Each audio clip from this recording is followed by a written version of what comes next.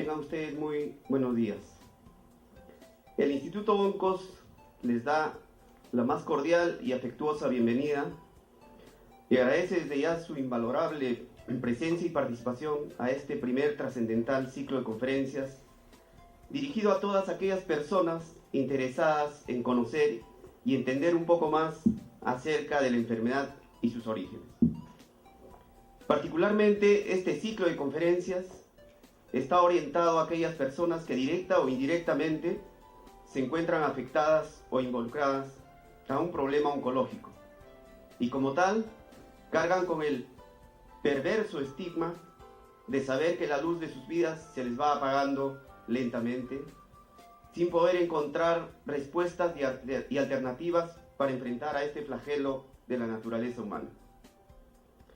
Es así que nace la impostergable necesidad de nuestro director del Instituto ONCOS, el oncólogo doctor Antonio Camargo, quien después de muchos años de estudio e investigación seria y objetiva, hoy en día intenta descifrar estas grandes interrogantes que se plantean o formulan aquellos que enfrentan a esta dura enfermedad en todas sus variantes. Sin más preámbulos, damos por iniciado este ciclo de conferencias, señalando además que esta se dará a través de varios capítulos o tópicos a desarrollarse a lo largo del año. En tal sentido, y como apertura de este evento, nos complace de sobremanera presentarles a nuestra primera expositora de esta mañana, quien es una destacada profesional que forma parte del equipo médico del Instituto ONCOS. Ella es psicóloga de profesión, egresada de la Universidad Inca Garcilaso de la Vega, magíster en docencia en el nivel superior con segunda especialidad en psicosociología con mención en prevención del cáncer.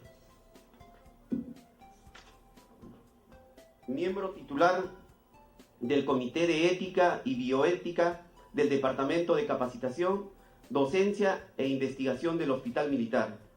Miembro asociada de la Sociedad Peruana de Cuidados Paliativos y miembro asociado de la Sociedad para la Prevención y Tratamiento de Quemaduras del Perú. Cuenta con 17 años de experiencia en las áreas asistenciales de clínica de la salud y capacitación, creadora del área de psico-oncología en el Hospital Militar y actualmente es encargada del área de psico-oncología del Instituto ONCOS. Su interés, su buen trato, su disposición y atención esmerada, combinados con sus conocimientos, completan el perfil de calidad que nuestra organización requiere. Recibamos pues con un fuerte aplauso a la doctora Marilyn Toledo, quien en esta oportunidad nos va a brindar su disertación sobre el tema que ella preparó para ustedes. Gracias.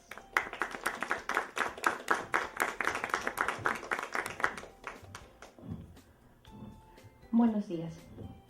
El tema que vamos a desarrollar es factores psicológicos que influyen en el desarrollo de las enfermedades. Por lo tanto, cuando hablamos de factores psicológicos, cuando hablamos de estrés, cuando hablamos de ansiedad y depresión y la predisposición a desarrollar enfermedad, no solamente hablamos del cáncer, sino hablamos de manera general de situaciones específicas para poder predisponernos a veces al desarrollar una enfermedad médica. Y cuando ponía esa lámina con una cruz, es que desde una gripe para algunas personas se convierte en una cruz. ¿Por qué? Porque pensamos y sentimos que estamos cargando una situación que nos pesa mucho más de lo que nosotros podemos cargar. Nos va limitando y en nuestro camino a veces vamos sintiendo que no tenemos toda la funcionalidad que nosotros quisiéramos. Vamos a tratar de ver cómo estas respuestas al estrés o estas situaciones emocionales de respuestas adaptativas van a ir generando en nosotros una situación específica. Dice, ¿no? Al igual que la respuesta adaptativa al estrés, se consideran las emociones como procesos adaptativos que van a activar en el organismo y se van a activar ante los cambios del medio ambiente, movilizando una serie de recursos psicológicos. ¿Qué quiere decir? Que los eventos siempre van a estar presentes. Las situaciones que pasan en nuestra vida siempre van a estar allí. La pregunta es, ¿qué hace la diferencia? Puedo tener una enfermedad, puedo tener un problema familiar, puedo tener un problema social, pero yo voy a responder de manera específica. Yo no sé si ustedes se han percatado que a veces un problema en la familia, o sea, es el mismo, pero no todos responden igual. ¿Cierto o no? Lo mismo pasa con una enfermedad. Un diagnóstico médico es el mismo y va a ser identificado aquí y en cualquier otra parte. ¿Pero qué hace la diferencia? Uno como paciente. O sea, el diagnóstico no cambia, el problema no cambia, el estímulo no cambia. Quien cambia es uno. La predisposición natural de cada uno hace la diferencia. Pregúntense ustedes incluso si ese problema familiar, personal o social que aparece en la familia, por ejemplo, el diagnóstico oncológico, el paciente, la familia, o sea, el entorno, la esposa o el esposo, los hijos, es un mismo estímulo y no todos responden de la misma manera, ¿cierto? Ok, eso es lo que nosotros tratamos de repente de identificar como respuesta adaptativa. Entonces, las respuestas adaptativas pueden repercutir en la salud. Por eso es que muchas veces el paciente o la persona que se enferma, que es el que tiene el diagnóstico, en algún momento genera en las otras personas que van acompañándolo, por ejemplo, en la familia, una respuesta no de la misma enfermedad, sino que predispone síntomas o signos de otra enfermedad paralela. Un modo directo, o sea, una forma directa que puede generar este tipo de respuesta adaptativa, por ejemplo, como episodio agudo, es el caso de la enfermedad coronaria. Por ejemplo, cuando la doctora decía hipertensión, yo no sé si ustedes han escuchado cuando alguien dice, sí, soy hipertenso emotivo. Sí, hemos escuchado. ¿Qué quiere decir? Muchos dicen, sí, o sea, soy hipertenso, pero solo cuando tengo cambios emocionales. Es como decir, en realidad no soy siempre, solo cuando hay una situación específica. Y no, la doctora nos podrá confirmar que el hipertenso es hipertenso siempre. Solo que si es que no logra equilibrar su respuesta adaptativa, puede generar respuestas constantes frente a situaciones y generar un problema mucho mayor a nivel coronario. De modo indirecto, favorece la adopción de conductas de riesgo para la salud, como es el caso de esta asociación del estrés, tabaquismo y alcoholismo. ¿Qué quiere decir? Que a veces nosotros, de modo indirecto, no logramos adaptarnos y comenzamos a tener otras conductas desadaptativas. Hemos escuchado, sí, es que tomo porque estoy ahogando mis penas. ¿Lo hemos escuchado o no? Sí. No de repente ustedes, pero lo hemos escuchado. ¿Y qué hemos aprendido en algún momento? Que las penas saben nadar. Exacto. Se ríe la señora porque lo he escuchado. No creo que ha sido su caso, ¿verdad? Ok, entonces las penas saben nadar. Exacto, las penas se adaptan a veces más rápido que nosotros frente a la situación y el evento. Las emociones negativas y los procesos adaptativos a estas situaciones de nuestro entorno no influyen en la salud a través de un único mecanismo, sino que ejercen su influencia de diferentes maneras, de diferentes formas dentro del proceso de enfermedad. No quiere decir que si yo no me adapto, ya me estoy enfermando. Es un proceso. Cuando nosotros tenemos a alguien muy cerca y está con gripe, ¿nos contagiamos inmediatamente? ¿Vimos a alguien con gripe, ya sentimos gripe? Salvo que tengamos pues una respuesta inmediata, tener un problema psicosomático, digo, uy, está con gripe, ya me contagié. Esa predisposición también es válida porque algunos desarrollamos enfermedades y queremos tener lo mismo que tiene la persona que está al lado.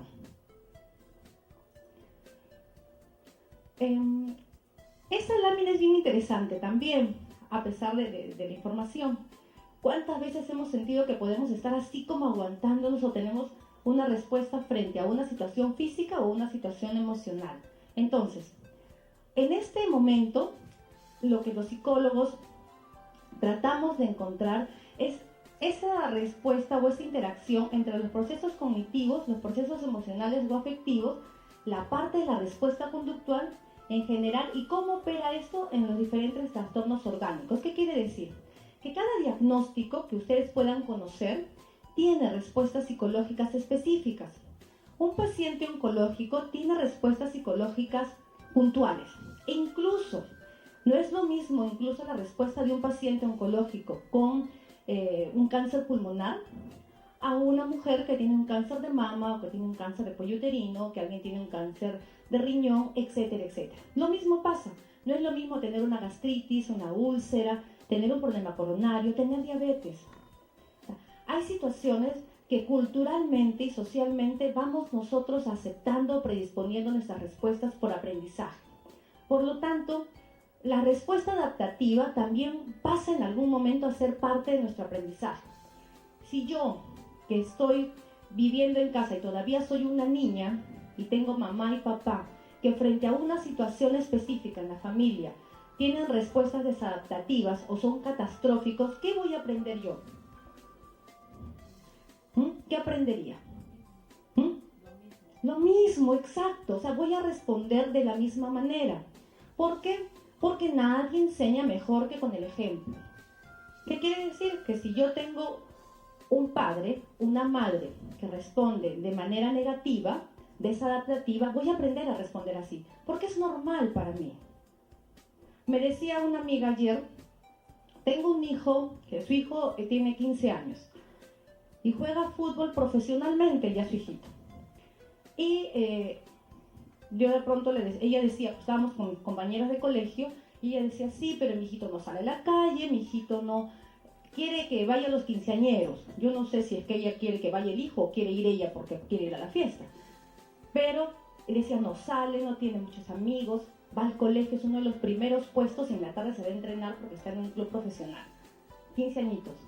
Y las demás compañeras le decían, sí, pero qué suerte, porque ellas tienen algunos hijos que salen a la calle, más bien que tienen que agarrarlo en la puerta para que no salga.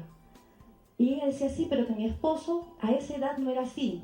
Y yo le preguntaba, a veces uno no deja un poco el lado psicológico, ¿y cómo es ahora?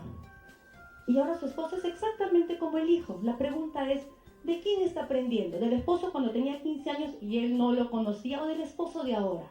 Del papá de ahora, ¿verdad?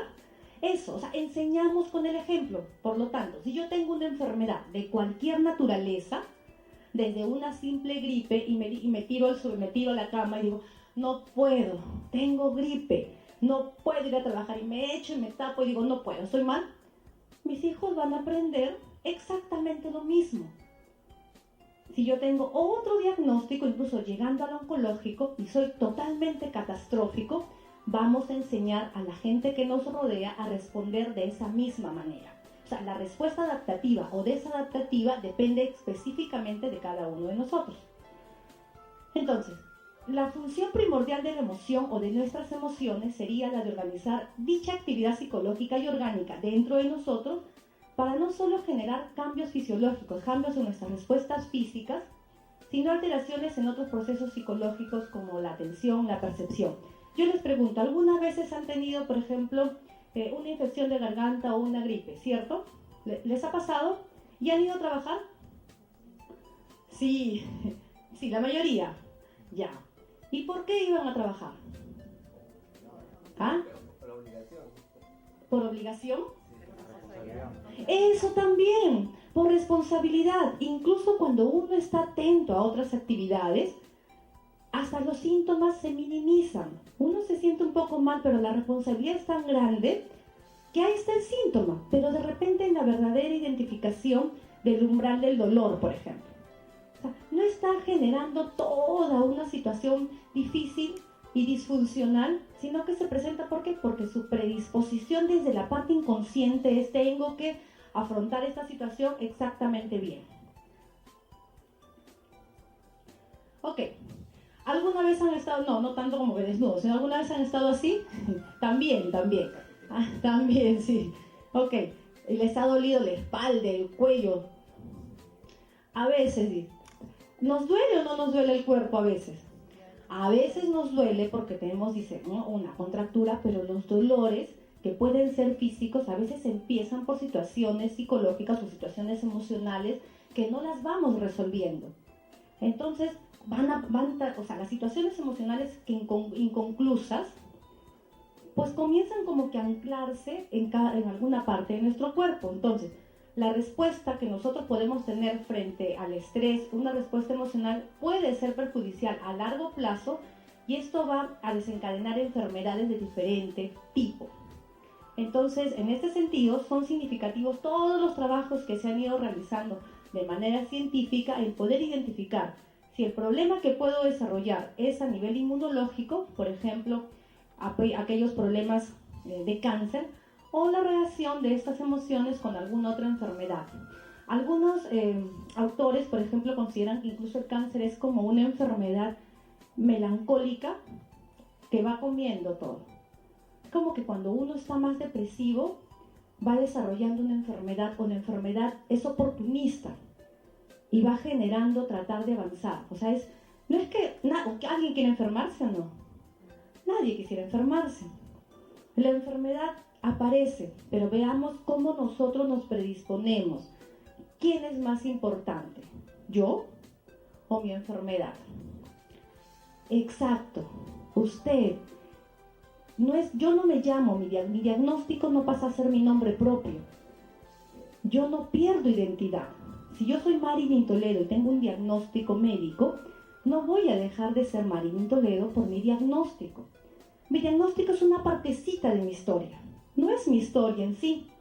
Yo no vivo en función a esa partecita enferma, vivo en función a mis objetivos, a mis intereses, a mis sueños, a mis metas.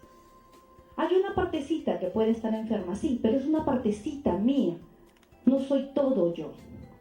Por eso es que decimos, si nosotros somos de manera integral una parte física, nosotros no solamente somos cuerpo. Tenemos pensamientos, tenemos emociones, tenemos opciones para poder evaluar, vivir, afrontar una situación. Ok, entonces dice, ¿cómo duele fingir estar bien? Uy, usted se sonríe porque parece que la frase ha dado en el clavo. ¿Cierto o no? A veces hemos fingido o han fingido. ¿Sí? ¿En qué momento fingimos? Para no hacerle participar a mi esposa o los hijos que uno está mal, ¿no? Que ellos no vean eso, hacer ver eso. Y finge. Y en el fondo uno siente que está mal y es doloroso fingir, ¿o no? Sí, porque se sobreesfuerza. ¿Y por qué no intentamos poco a poco dejar de fingir? No es que para estar mal, sino tratar de encontrar esa parte positiva de la situación. Yo les cuento un caso, por ejemplo, que vi en el instituto de una paciente joven, 37 años, y ella había vivido con los padres en provincia y luego los padres que desean lo mejor para los hijos la mandaron, digamos, a la capital de la provincia, sola a estudiar, a terminar la secundaria y luego a realizar una carrera profesional sola, siempre sola, mira la frase, ¿no? Y en poco tiempo llegaron los hermanos, pero ella siempre se sintió sola, de pronto valoraba mucho el esfuerzo de papá y mamá para que pudiera estudiar, pero se sentía sola. Termina de hacer su carrera universitaria y viene a Lima viviendo, y ¿cómo creen que vivía? Sola, también sola. Claro, ya era profesional, entró a trabajar en un centro educativo, la nombraron, pero seguía viviendo sola. Y de pronto se enferma, y se enferma este año. ¿Y qué creen que pasó? Vino la mamá a acompañarla, ella está haciendo su tratamiento y ya no está sola. Ahora está con la mamá, reconoció que todos los amigos que tenía, que la querían, que han hecho una actividad, que la acompañan. Y uno dice, ¿qué función puede tener el diagnóstico en este caso? No es que ella buscó enfermarse, pero el diagnóstico le ha dado la oportunidad de reconocer a otra parte, una relación distinta que puede tener con su familia, con sus hermanos, con sus compañeros, y por primera vez se ha dejado de sentir sola. Especial, ¿verdad? Para analizarlo es sistematizando un poco la historia. Entonces, tenemos que tener en cuenta las evidencias epidemiológicas, clínicas y experimentales que pueden afirmar tanto el estrés, la ansiedad o la depresión. ¿Duele fingir estar bien? Claro que sí, pero muchas veces lo hemos hecho. Y normalmente la respuesta es, lo hago para que mi familia no sufra. Y en el fondo lo hacemos fingiendo, sufrimos nosotros y la familia al frente también sufre. Y también finge. Por lo tanto vivimos en una mentira. Porque yo sufro por mi lado, me escondo, y mi familia sufre por su lado escondiéndose. Y no hay un punto de encuentro, cuando sería mucho más fácil, no es que sufrir juntos, pero encontrarse genera una oportunidad de acompañarse. porque se le va dando sentido, así como esta señora que les comentaba de 37 años, que comienza a darle sentido a la situación. Entonces, ¿qué es importante que reconozcamos? ¿Que puede constituir un riesgo para la salud el tener respuestas desadaptativas? Claro que sí. ¿Que puede afectar los hábitos de salud y por lo tanto la calidad de vida? Sí. Es más, nuestros hábitos van cambiando a veces sin darnos cuenta, de manera inconsciente. Estamos tristes. ¿Qué pasa? Nuestro apetito es lo primero que se nos va. No queremos comer. Y cuando no queremos comer, ¿qué pasa? Pues no nos alimentamos, no nos sentimos bien. Y si estamos en un tratamiento especial, imagine lo que puede pasar dentro de nosotros. Si cada celulita estuviera depresiva o estuviera triste y estuviera así toda planadita y estuviéramos en un tratamiento tan especial, ¿cómo responderá cada celulita dentro? Exactamente igual. No podremos tener la respuesta que quisiéramos, incluso físicamente. Bajo episodios agudos, podríamos nosotros agravar ciertas enfermedades, incluso magnificar sintomatología dolorosa, y se puede distorsionar la conducta de los enfermos, complicando la rehabilitación de la enfermedad. En términos generales, tanto la respuesta nerviosa como la respuesta hormonal definen las grandes líneas adaptativas a los estímulos que nosotros podemos tener, ambientales, tanto familiares como sociales.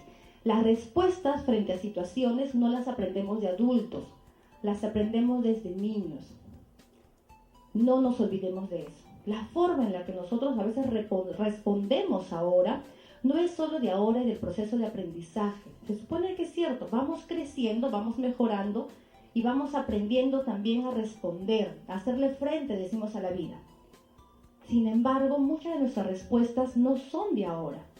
Son de nuestras propias relaciones que hemos tenido con papá, que hemos tenido con mamá, que hemos tenido con las personas más cercanas de nuestro entorno. Y hay que revisar, hay que ver cómo es que son estas para ver la manera mucho más adecuada de poder afrontar una situación. Entonces, muchas veces la respuesta adaptativa es causada por enfermedad, en especial en los casos de estrés no prolongado o interno. Vemos un niño que puede ir respondiendo frente a una situación y responde de manera natural. Habría que ver si esta respuesta lo ayuda o hace disfuncional su afronte para poder generar una mejor posibilidad de adaptación. El estrés influye en el organismo, volviéndolo más vulnerable a la enfermedad. No es que el estrés enferma únicamente de manera propia, sino que predispone, aumenta. Y eso es lo que nosotros tenemos que minimizar. Hay muchas formas de poder manejarlo, sí. Ahora vamos a ver algunas chiquititas. La siguiente. Entonces, lo más común de las enfermedades causadas, por ejemplo, por el estrés, como una enfermedad de adaptación, es la úlcera péptica. De repente lo que decía la doctora, que alguien puede tener. Es más, tenemos que darnos cuenta, y eso sí de repente puede ayudar. Cuando estamos preocupados, cuando estamos tensos, cuando estamos ansiosos o estamos depresivos, ¿qué nos pasa? Nuestro cuerpo cambia. El sistema inmunológico se deprime, exacto. Pero imaginémonos, por ejemplo, no ahorita, ¿no? Recordemos, que podría ser más fácil, el último temblor fuertecito que hemos tenido. ¿Recuerdan? ¿Sí? Que es una situación inesperada. O sea, nadie espera, nadie nos dice, ya, en tanto tiempo o tal día vamos a tener un temblor. Ok. Pero quiero que recuerden, ¿ya? De repente el último evento sísmico fuerte en el que han estado. ¿Cómo respondieron? Usted sonríe. ¿Cómo respondieron? Se bloqueó. Esa es una buena respuesta, porque de repente es como que no sé qué hacer. Siempre tomo iniciativa, pero en un momento así me bloqueé. Ok, habría que pensar, hay personas que se asustan, cuando se asustan, de pronto utilizan sus mecanismos de defensa de proyección y le dicen a los hijos o a la familia, no se preocupen, todo está bien. Claro, pero es una forma de canalizar nuestros propios miedos. Ok, no está mal. Eso es una forma, pero vamos identificando. Y hay algunos que empiezan a sentir como que un vacío en el estómago, otras personas en otras situaciones de repente empiezan a sentir un temblor, otros de repente no saben, no caminan, no piensan, se bloquean. Cada uno tiene una forma, ¿te acuerdan? Reconozcamos, al mismo estímulo podemos responder de diferentes maneras. Entonces, cuando tengamos una preocupación, veamos qué pasó en nuestro cuerpo. Si tenemos dolor, hay algunos, no sé si ustedes han visto, por ejemplo, jóvenes que en algún momento han consultado, les sale acné cuando están en parciales. O sea, frente al estrés o a una situación de presión, les sale, por ejemplo, a otros les sale caspa, otros tienen lumbalgias, otros tienen gastritis. No todos tienen la misma respuesta fisiológica, cada uno tiene una forma distinta de poder reaccionar. También encontramos efectos del estrés, por ejemplo, en situaciones de pacientes con hipertensión, a veces de repente infartos de miocardio, ACV y enfermedades de la piel. Lo que pasa es que la piel se considera como una respuesta frente a una situación específica porque la piel es nuestro primer contacto.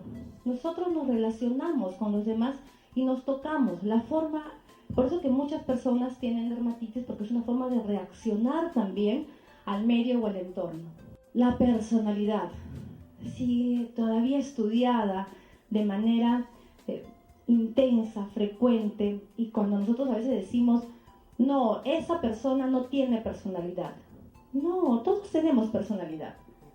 Todos, no es que alguien no la tiene, lo que pasa es que quizás sus características de personalidad o sus recursos de personalidad quizás no son los más adecuados para esa situación.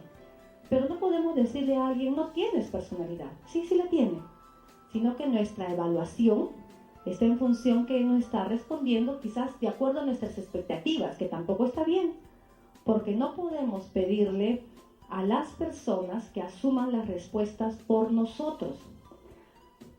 Comentaba yo hace un momento, justo estábamos conversando afuera antes de la ponencia, y decíamos, es como que de repente, yo no tengo hijos. Y a veces me dicen, ¿y por qué no tienes un hijo? Y yo digo, bueno, sí, ¿no? Sería lindo, pero de repente no es el momento, no es ese momento. Y comentaba y decía, pero yo no podría darle tanta responsabilidad a un bebé sobre mi felicidad. La felicidad mía, ¿de quién depende? Mía.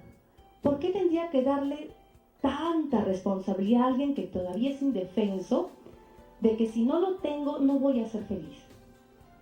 ¿Me dejo entender? No podemos generar nuestra felicidad, nuestra gratificación a través de otras personas.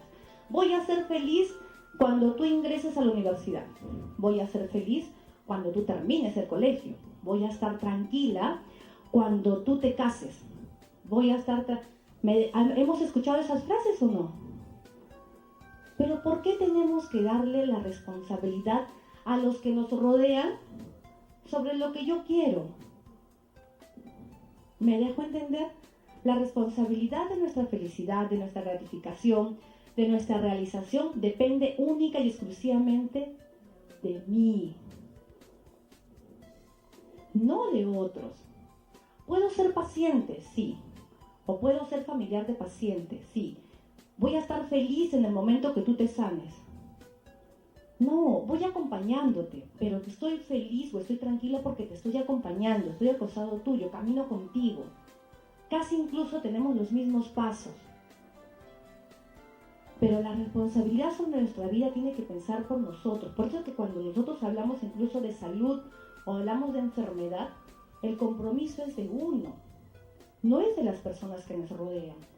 Entonces, en estos sentidos, las formas que de cada persona, de acuerdo a las edades, de acuerdo al sexo, de acuerdo incluso al conocimiento, pueden ser distintos, y la personalidad, algunos autores han considerado, por ejemplo, que pueden haber 3 tipos de personalidad. Hay muchas formas de clasificación a personalidad psicopatológica, pero vamos a ver estos 3 tipos, que es una clasificación interesante. Por ejemplo, la personalidad tipo A, tipo B y tipo C. Algunos son personalidad, por ejemplo, tipo A, cuyos rasgos psicológicos son de hiperactividad, son rápidos, son impacientes, son hostiles, competitivos, etcétera, etcétera.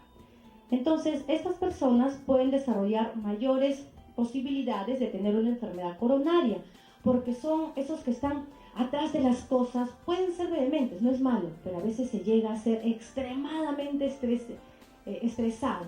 No sé si ustedes han visto, hay gente que está todo el tiempo, no es que buscando a realizar algo, sino se estresa para poder realizar algo. Nuevamente sonríe usted. Y eso está muy bien, porque quiere decir que si nos vamos dando cuenta de que algo de allí puede ser o está relacionado con mis respuestas, ya voy tomando nota, voy recordando y digo, ok, esto me puede ir ayudando para poder manejar mejor alguna situación. De repente el tipo B es un poco más relajado, no está relacionado a un riesgo patógeno, y el tipo C es una persona cooperador en extremo. No es que uno sea que bueno es ser colaborador, cooperador, sino es dejar de lado incluso lo que yo deseo para poder gratificar a otros. La personalidad tipo C es demasiado pasivo, no es asertivo, no dice lo que siente. Puede aguantarse, puede comerse lo que está pensando, lo que está sintiendo, es demasiado pasible, es conformista. Estas personas sumisas, con el alto deseo de agradar a los demás, controlan su molestia, controlan su ira, controlan su cólera, controlan sus fastidios. O sea, todo se lo van comiendo, todo se queda dentro, introyectan todo. Esto es el problema y muchas veces se ha relacionado las características de algunas personas con estos rasgos con enfermedades del cáncer o enfermedades infecciosas. Entonces, ¿por qué? ¿Se acuerdan que en un momento decíamos, lo que no expresamos, lo que no decimos, termina quedándose allí? Hace unos días conversaba con una persona muy cercana y me decía, sí, porque nosotros tenemos una buena relación con mi esposo, pero cuando empezamos a hablar en algún momento de algún tema, yo me he dado cuenta de que yo quiero tener la razón y él también. ¿Y qué creen que pasa? Discusiones, discuten y no se ponen de acuerdo, porque ella quiere tener la razón y él también. Y al final dejaron inconclusa la situación. Tienen una hija adolescente y a veces ella está ingresando, digamos, en este tipo de discusión y dice, ya cállense. Y es en ese momento que ellos cada uno se va por su lado, pero se queda inconclusa. Y siempre su relación así. Y no es que se quieren mucho, son muy especiales, pero le dan la responsabilidad a veces a esa hija de que entre como árbitro. Pero estas situaciones inconclusas llega un momento en el que comenzamos a darnos cuenta, pero ¿por qué, no?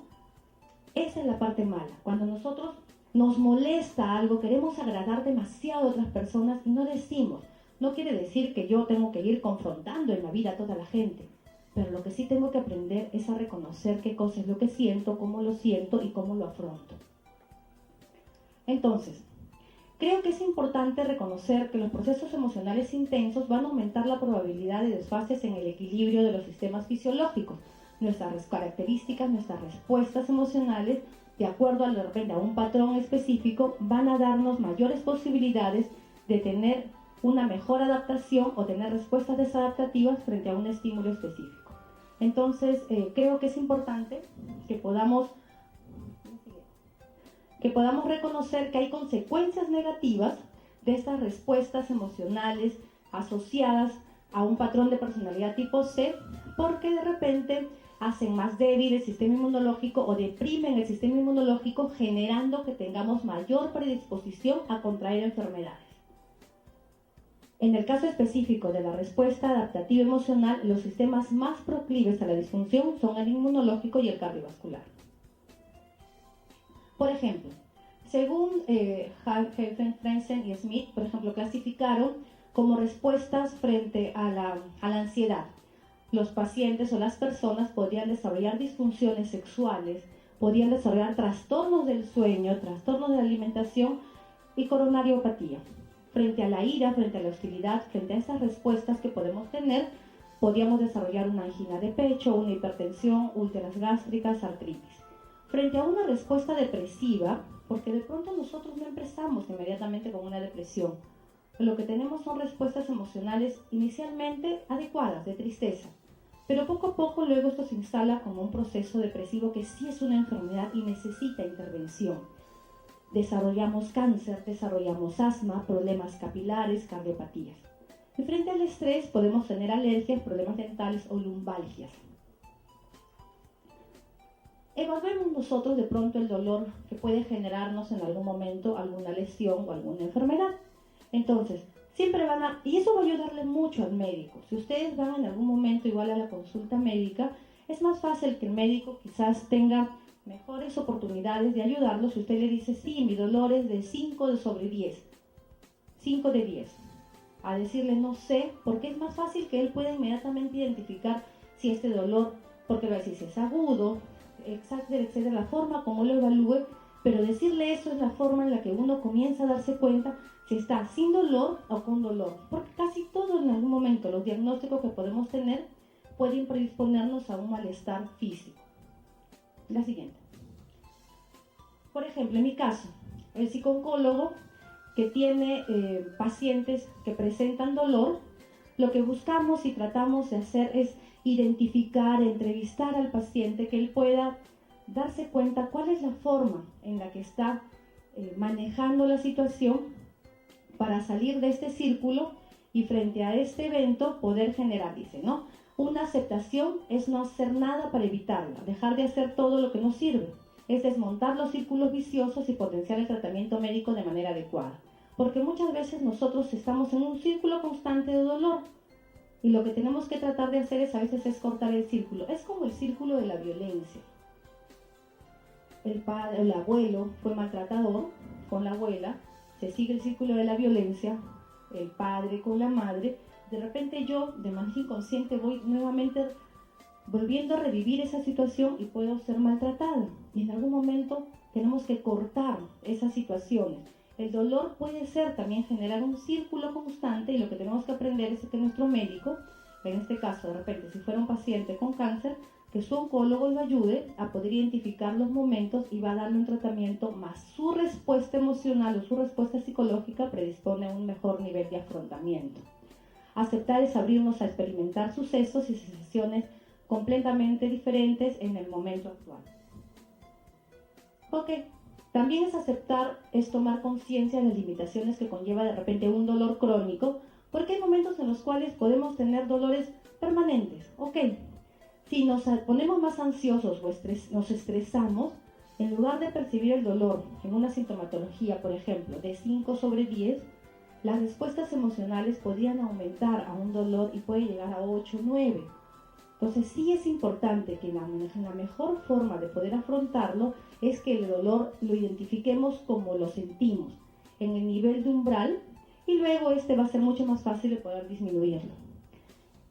Aceptar es no quedarse con el sufrimiento que se tiene, por lo tanto la aceptación de una situación, la aceptación de mi enfermedad, la aceptación de mi situación actual, no significa quedarse, sí, de manera estoica, sí, yo tengo que aguantar esto, porque es parte de mi cruz. No, significa que tenemos que, el aceptar es tomar conciencia de algo que nos predispone a hacer algo especial también. Yo reconozco que es como cuando uno tiene un cáncer. El primer proceso es la conciencia de enfermedad.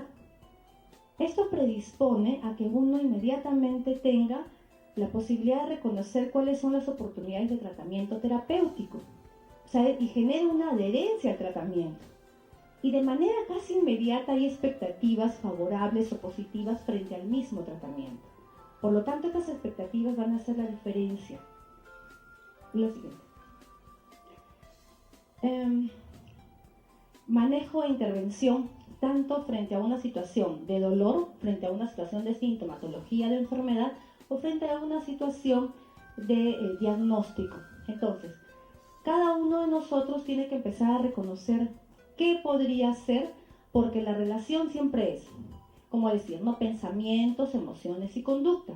No solo somos una partecita de nuestro cuerpo, no solo somos un riñón, no solo somos un pulmón, no solamente somos el cuello uterino, una mama, no, somos mucho más que eso.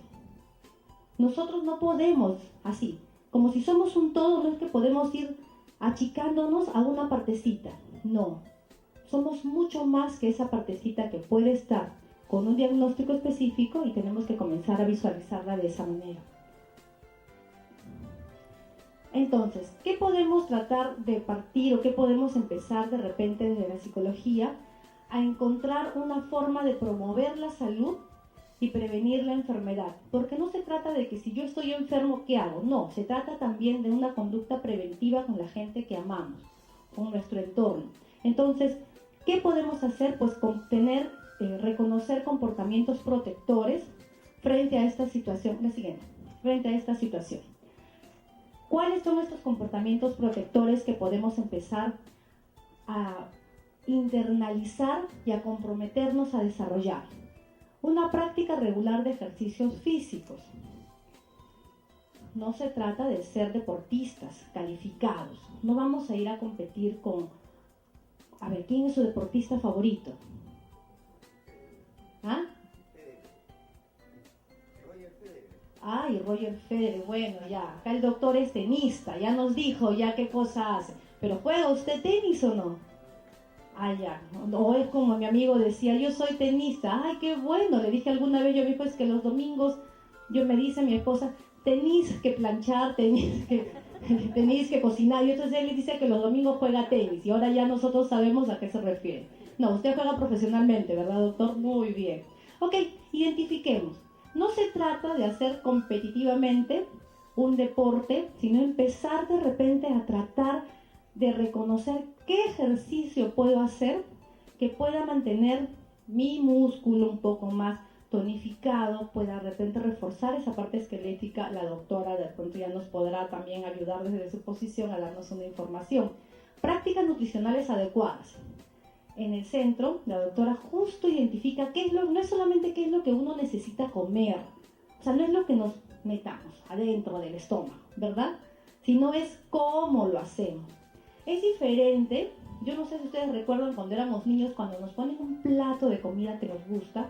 ¿Cuál es su plato favorito? ¿Su plato favorito de comida? Ají de gallina, ya, ok. Es distinto si le ponen un plato de ají de gallina que le pongan, a ver, ¿qué no le gusta?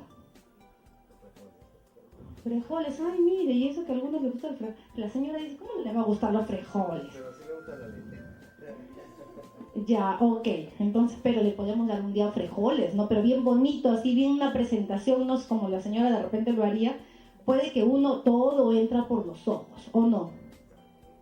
Eso hemos aprendido, ¿no? Todo entra por los ojos. ¿Qué quiere decir? Que desde lo que comemos tiene que ser gratificante, porque cuando uno está sano puede que haga un esfuerzo, pero cuando uno está enfermo tiene tan pocas ganas a veces de comer, que es importante que incluso hasta la comida se vea bonita. No para dejar de comerlo porque da pena mover, que se desarme el decorado, pero sí tiene que generar una apertura de apetito casi inconsciente. La reducción del consumo de sustancias tóxicas va desde el consumo de tabaco, ayer ha sido el Día Mundial sin Tabaco, y no solo se trata de no fumar, sino incluso de no ser fumador pasivo.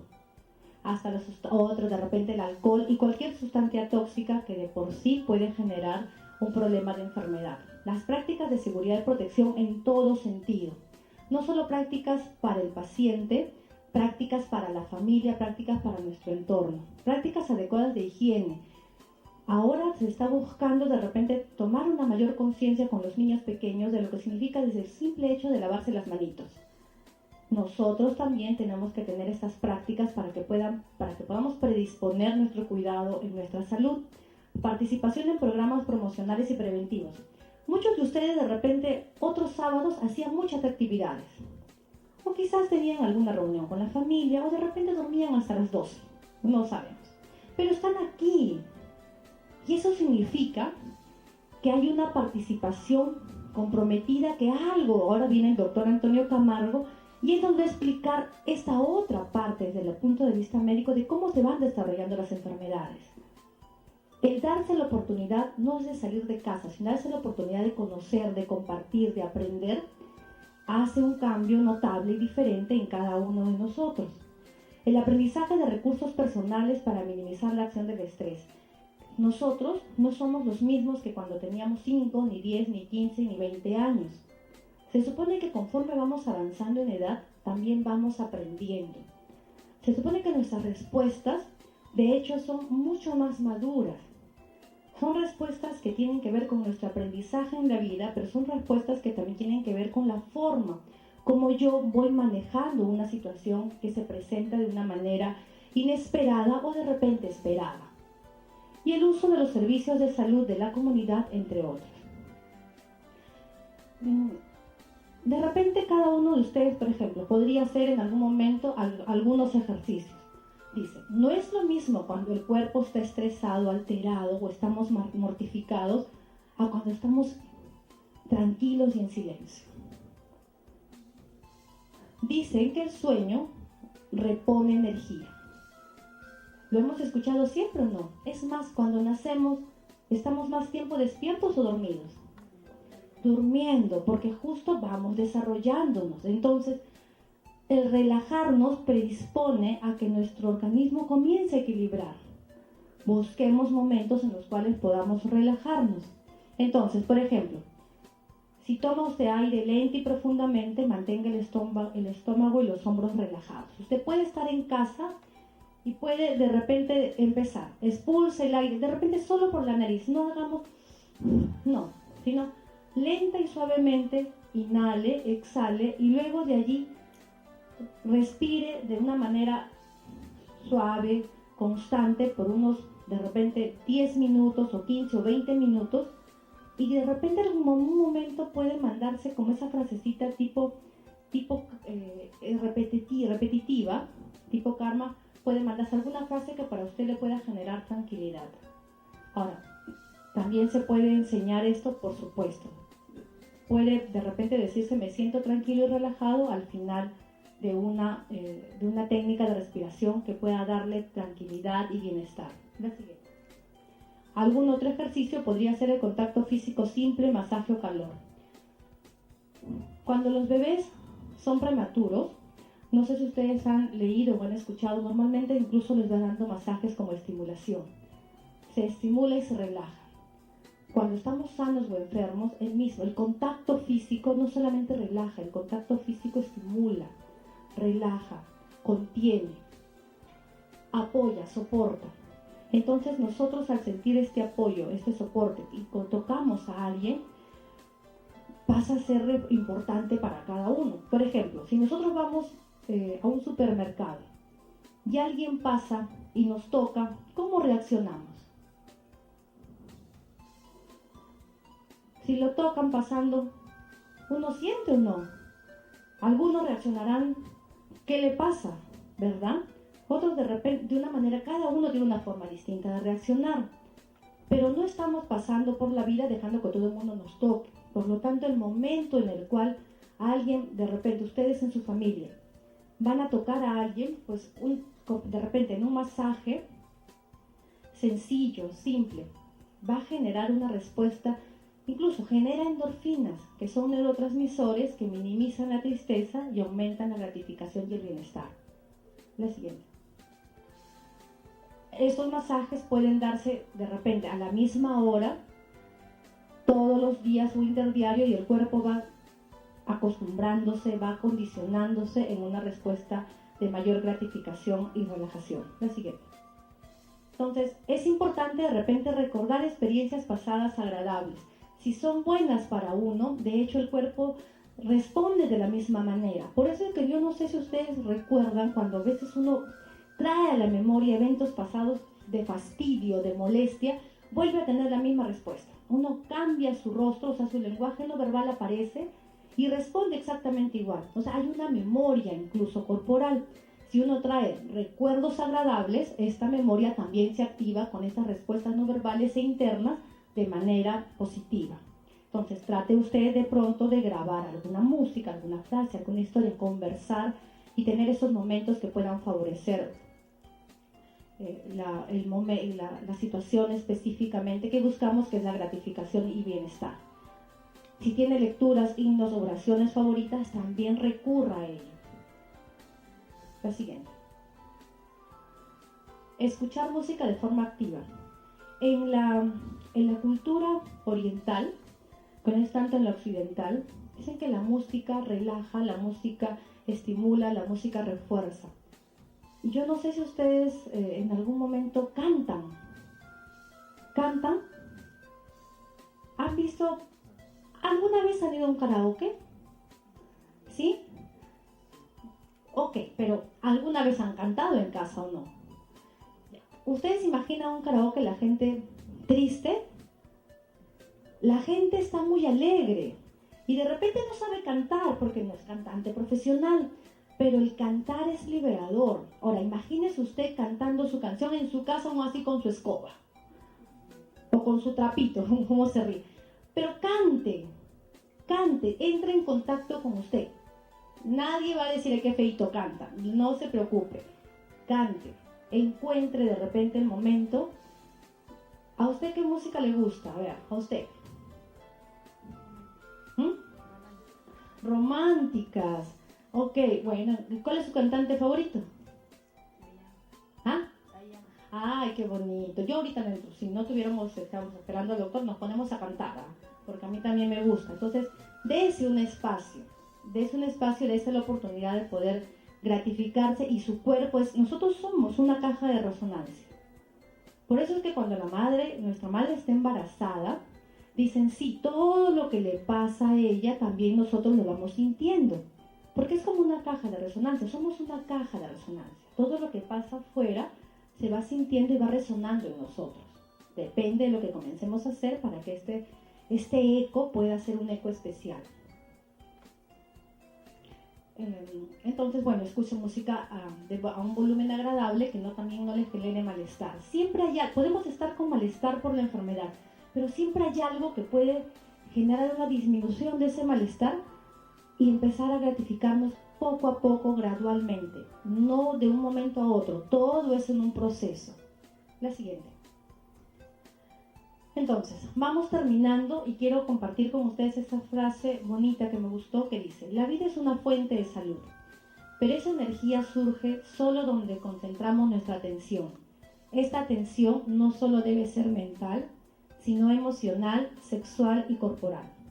El poder no reside ni en el pasado ni en el futuro. Sé desde la enfermedad. La salud se encuentra aquí y ahora. Y eso es lo que tenemos que recordar. De nosotros depende. Bueno, muchas gracias. Ese es mi correo electrónico. Listo. Bueno, agradecemos la brillante intervención de la doctora Marilyn Toledo. En nombre del Instituto Oncos, le agradecemos también su presencia en este evento. Y de repente, y si han quedado algunas dudas, quisiéramos que las puedan ustedes plantear en este momento. Y además es una pregunta bastante especial y personal. Y creo que entre todos le agradecemos la confianza. Más o menos está explicado, identificado, que las mujeres que tienen cáncer de cuello uterino, una de sus respuestas emocionales o psicológicas que pueden presentar es la negación inconsciente inicialmente en la enfermedad a tener intimidad sexual, o sea, el temor de perder de repente esa vinculación con su pareja. O sea, estoy enferma y es, a pesar de que el aparato genital femenino es interno y no lo vemos, es un referente importante de nuestro rol de mujer. Ahora, lo que sí habría que ver es, usted dice, ya no tengo cáncer, o sea, ya me curé y yo no sé por qué hasta ahora no recupero la misma intensidad de antes. Entonces habría que identificar en el caso suyo cuáles son esos pensamientos o creencias que pueden haberse presentado en un momento del tratamiento, porque quizás se le dijo no tengas nada todavía, y uno va tratando de cuidarse sin tener nada, y cuando ya se cura todavía permanece la idea. Habría que identificar qué es lo que está pasando de manera inconsciente como respuesta, porque yo, por ejemplo, lo veo su esposo, ¿verdad? Sí, muy bien. Los veo juntos, los veo bien, pero el encontrarse íntimamente también es un proceso de reconocimiento. No solamente es un proceso de amor, sino es un proceso de volver a encontrarse, porque puede que el esposo, en la necesidad de cuidarla y de protegerla, pues también en algún momento no es que deje de querer y no quiera tener nada, sino es la respuesta de te voy a cuidar porque estamos en un tratamiento, porque a veces la familia no dice estás en un tratamiento, a veces la pareja dice estamos, porque se van acompañando, entonces no pueden tener este tiempo, es como que los dos están en este proceso de descanso. Cuando ya se pasa es volver nuevamente en esa retomar, sino es poco a poco. Hay técnicas psicológicas, o sea, hay técnicas terapéuticas que pueden predisponer, que pueden generar un acercamiento gradual, progresivo, y eso es lo más importante. Yo le invito en algún momento que pueda ir al instituto y se pueda trabajar eso de manera juntos, en pareja, como es que están, que creo que es la forma más hermosa de poder ver a una pareja, a una paciente, a una familia acompañándose.